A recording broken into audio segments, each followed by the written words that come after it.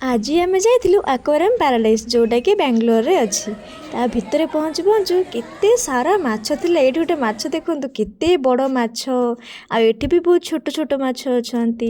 आ एठी मयूर एते बढ़िया जगह कौन ही कहबी केते सुंदर सुंदर वेराइटीर नाली ग्रीन ऑरेंज बहुत प्रकार माछ थिले सेठी एते सुंदर देखा जाउथिले। तापरे एठी जलपरी भी अछंती एते बहुत सुंदर तापरे आमे स्वामी स्त्री टिके डांस भी करथिलु सेठी। एठी देखंतु केते बड़ डायनासोर आ करछ जेमति मते खाइदब कि हो। देन आमे जाइथिलु लाइट हाउस सेठी लाइट हाउस रे भी बहुत सुंदर सुंदर माछ थिले। देन एठी गोटे वाटरफॉल थिला जोठी जलपरी भी तळे बसिथिले। आ एते सुंदर लागुथिला ए जगहटा एठू माने देखंतु एते सुंदर लागुची मो पाखकु जाइकी भी फोटो वीडियो नेइथिली बहुत ही सुंदर लागुथिला यार ए वाटरफॉलटा माने नजर ही हटु नथिला। मु तो एठू बहुत सारा फोटो वीडियो भी नेइची यार।